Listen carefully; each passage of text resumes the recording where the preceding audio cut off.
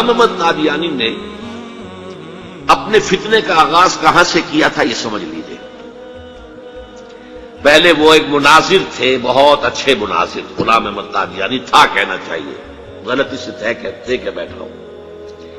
آریہ سماجیوں سے مناظرے کیے، عیسائیوں سے مناظرے کیے، مناظروں میں فتح حاصل کی، مسلمانوں کی آنکھوں کا تارا بن گئے، محبوب ہو گیا۔ اس کے بعد اس نے ایک فتنہ چھوڑا، ایک شوشہ چھوڑا، نبوت اور وحی تو رحمت ہے، رحمت کیسے بند ہو سکتی ہے؟ وحی تو انسانوں کی ہدایت کے لیے ہے، انسان ختم نہیں ہوئے وحی کیسے ختم ہو جائے گی؟ دیکھیے بظاہر یہاں دلیل ہے،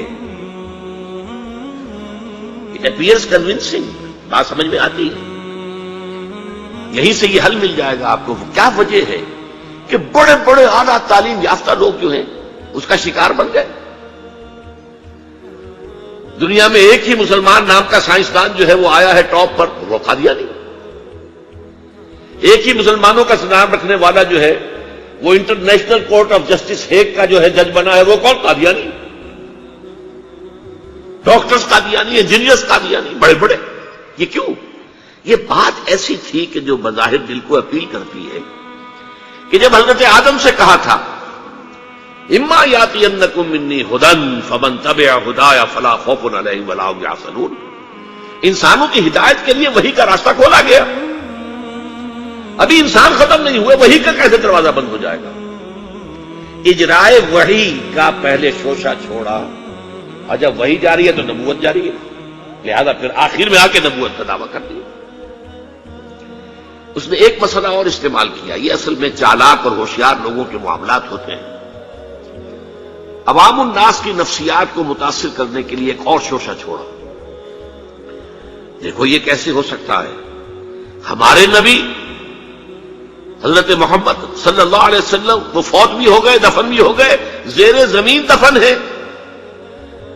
اور عیسیٰ ابن مریم وہ آسمان پر اٹھا لیے گئے، وہ آسمان پر ہے، کیسے ہو سکتا؟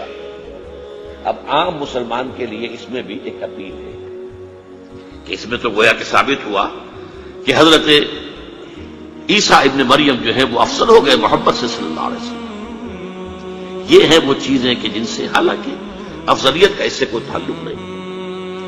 اصحاب کہف اگر 300 برس تک سوتے رہے تو اس میں کون سی افضلیت ہو گئی؟ کوئی افضلیت کا سوال نہیں۔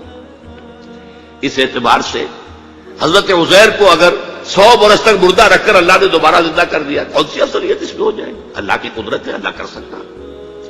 لیکن عام آدمی کو اپیل کرنے والی باتیں ہیں، لہذا اس نے شوشہ چھوڑا کہ نہیں یہ غلط ہے، یہ مولویوں کے ڈھکوسلے ہیں، یہ قرآن مجید میں صراحت کے ساتھ نہیں ہے، یہ حدیثوں کے اندر ہے، حدیثوں کے بارے میں جو ہے وہ ہم اطمینان نہیں کر سکتے کہ حضرت مسیح جو ہے وہ سولی نہیں چڑھائے گئے، وہ سولی چڑھائے گئے، وہ فوت نہیں ہوئے، البتہ زخمی ہو کر وہاں سے اتار لیے گئے تھے، پھر ان کا علاج معالجہ ہو گیا، پھر وہ علاقہ چھوڑ کر کشمیر میں آ گئے، یہاں آ کر ان کا انتقال ہو گیا، یہاں دفن ہوئے، یہاں کشمیر میں ان کی قبر بھی موجود ہے۔ یہ دو ایشو ہیں جو اس شخص نے اٹھائے، اور اس سے عوام الناس جو ہیں جن کے اندر کے علم کی پختگی نہیں ہوتی، یا جذباتی طور پر آپ انہیں متاثر کر سکتے ہیں، یا جیسا کہ میں نے پہلی بات کہی تھی اس میں تو یقیناً ایک وزن کی بات نظر آتی ہے کہ یہ رحمت ہے، وہی رحمت ہے، نبوت رحمت ہے، اللہ کی رحمت بند ہو جائے گی کیسے؟ اب اس کا جواب ہے یہاں۔ میں نے اس قادیانی سے کہا کہ مجھے یہ بتاؤ کہ کیا تم یہ مانتے ہو کہ اللہ کی ہدایت قرآن میں کامل ہو گئی؟ انہوں نے کہا ہاں ہم مانتے ہیں، ہدایت کامل ہو گئی۔ میں نے کہا کیا تم یہ مانتے ہو کہ قرآن محفوظ ہے، اس میں تحریف نہیں ہوئی؟ یہاں مانتے ہیں قرآن محفوظ ہے، اس میں تحریف نہیں ہوئی۔ پھر میں نے کہا مجھے منطقی وجہ بتاؤ، پھر اس وحی کی کھڑکی کو کھلے رکھنے کا فائدہ کیا ہے؟ وہاں سے جو آنا تھا جو مکمل ہو گیا قرآن، ہاں قرآن میں اگر تحریف ہو جاتی، اس کی حفاظت کا ذمہ نہ لیا گیا ہوتا تو کسی نبی کی ضرورت تھی کہ جو آ کے اس کی تصحیح کرتا کہ یہ بات یوں نہیں یوں تھی، یہ غلطی کر دی گئی ہے، ورنہ حقیقت یوں تھی۔ منطقی اعتبار سے ایک حاجت، ایک جواز پیدا ہوتا ہے اس وحی کے جاری رہنے کا اور نبوت کے جاری رہنے کا۔ بشرطے کہ ان دو باتوں میں سے کسی ایک کو مانو. یا تو یہ کہو کہ ہدایت قرآن میں مکمل نہیں ہوئی، اور یا کہو ہو تو گئی تھی لیکن قرآن جو ہے گم ہو گیا، قرآن کے اندر تحریف ہو گئی، وہ اصل قرآن نہیں ہے.